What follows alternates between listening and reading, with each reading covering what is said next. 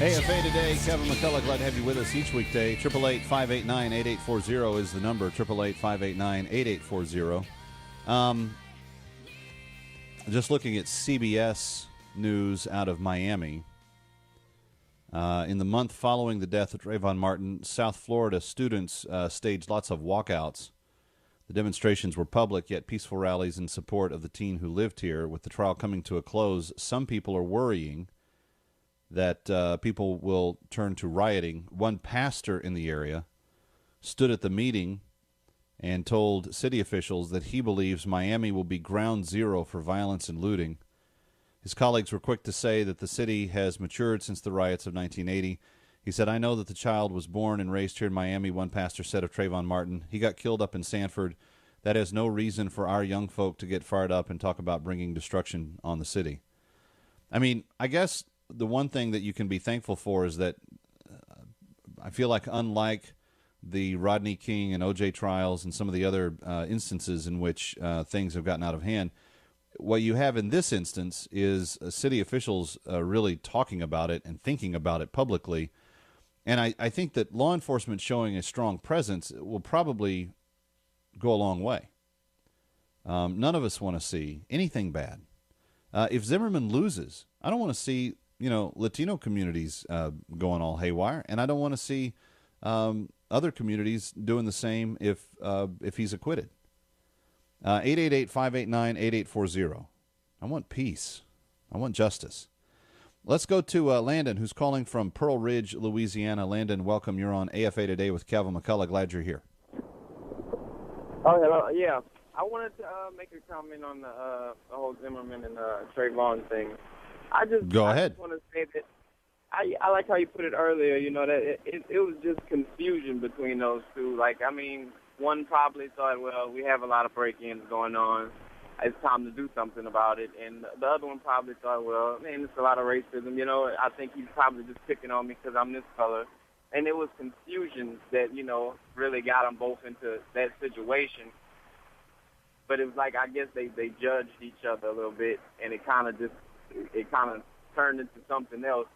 And I just wanted to say that's why God made the commandments, to keep us from hurting ourselves. Because we tend to follow these things, and the devil used this to make us hurt each other. It's just division. You just got to understand it and look past it. And I just think it's confusion, man. And I just wanted to say that. I just think it's confusion. You know what, Landon, I appreciate that. I think that's really well said. And in fact, one of the reasons people are always asking me, Kevin, how did you get into radio and television and stuff, and why do you do what you do? And I feel like I just have one real clear calling on my life. I feel like there is too much confusion in this world. I feel like that confusion is authored by the enemy of God, and I feel like that confusion is the greatest tool that enemy uses to divide man from man, family from family, nation from nation. And I think that while we can't solve all the problems of the world, especially here on the radio, I do believe honestly that if we seek to live lives of greater clarity, where we communicate better, where we think more clearly, where we act more clearly. I say this on the Kevin McCullough Show, which is heard on most of these stations in the evening. But I say this all the time. What we think shapes the way we believe, shapes the beliefs that we hold. The beliefs that we hold shape the behaviors that we practice. And the behaviors end up leaving the legacy of who we are. The epitaph that goes on your tombstone will be determined by what your behaviors added up to in the course of time that you lived on this planet. Think, believe, act, impact. It's a system that we're all slaves to. None of us have the option of opting out of it. It will be determined that way regardless. So the question becomes, and I appreciate what Landon said, the question becomes, what are we thinking about? How clearly are we thinking? Are we basing our thinking on what real truth is? And we need to. If we don't, we will just see a lot more confusion leading to a lot more destruction. 888-589-8840, 888-589-8840. Let's talk to John in Texas next. John, welcome. Glad you're with us on AFA Today. Hello? Hi. Hello. Hey, man, I've never gotten through before. Hey, man. Well, congratulations. This is your fine Friday. It's a good Friday. It definitely is. I know this is a dark moment probably in our history, and I'm praying for light to shine through. Excuse me, I was running.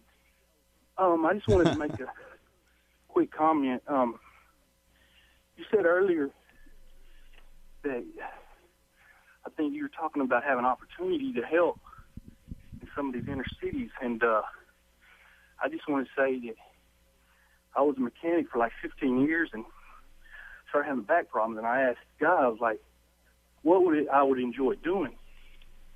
And I thought, man, I love kids, I love young people. I know I came from a pretty rough background and would like to help kids, so I went back to school to DBU in Dallas and got a psychology degree and got licensed and stuff. And I started helping at the area schools in East Texas. And I saw the overwhelming need for kids that were hurting, were fatherless, and but all races, all colors, all creeds, they're everywhere. Obviously, statistically, it was African American was a little higher, but they were all hurt. They were all young people, all needing help. And so I was praying to God. I was like, man, how can I do? I'm just one counselor. And I was praying to God, how can I do more? And I'd be dadgum if I got a call to help at a youth center where I was helping more kids. And then I helped there, and I got another guy to come in and fill in. How can I help more? And God opened the door, and I was working at Path here in Tyler, and I was a mentoring program. I was running a mentoring program. And when we started out, we had about 20 kids and 20 adults, and when it was all said and done, I had about 80 kids that I had mentoring, and I was talking to the parents, daily. I'm praying, and these kids are on my shoulders. I love them so much. But yet I was going to the churches almost every Sunday, and I was crying out for help. And it was just so hard for me because nobody was responding, man. And you're praying every weekend, and you're like, church, this is what we're to do, to help the fatherless, and they're everywhere. What are you doing? And needless to say, after about a year and a half, I had about 150 kids, parents that were calling me wanting help, and I'm trying to help them on my own as much as I could. I went down health. I wasn't obedient to God to turn it over to Him, and my health failed, and I've been out of work for about 4 years. Just now getting back on my feet, hopefully, to help again. But I'm just here to tell the church, there are so many kids that are just waiting and asking. They're saying, God, help me. And the doors, we're here. There's people. I mean, mentoring programs are everywhere.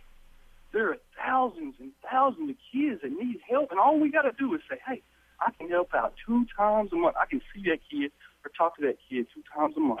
So that's all we require in my mentoring program that I ran. And I'm just saying, step up, church. This is why we are where we are now.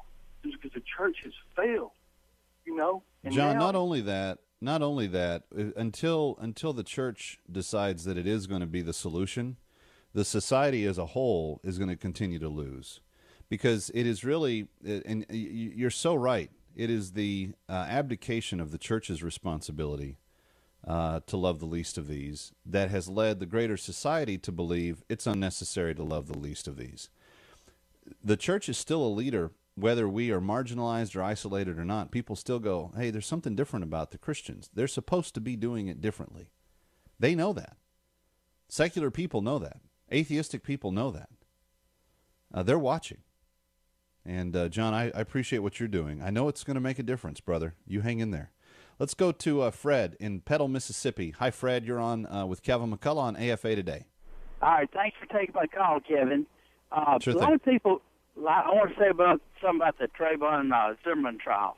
A lot of people keep calling in what was on George's mind, what's on his mind, whatever. But if you've ever been jumped by somebody, it don't matter if they're black or white or whoever, you're not even thinking about that. All that's on your mind is saving your life.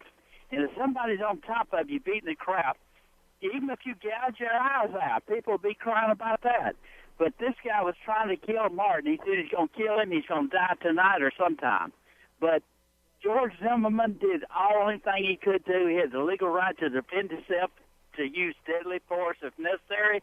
And like I say, it don't matter what's on his mind or what his previous lifestyle was or whatever. He was just defending himself, and anybody can be jumped at any time by a young person, old person, and they keep saying he's an unarmed teenager. He's armed. He's trying to kill George. You can kill anybody with your hands. And just like a snake, a venomous snake, young or old, they're going to kill you just the same. It don't matter if he's a teenager beating the crap out of him. You have the right to stop the threat and save your life.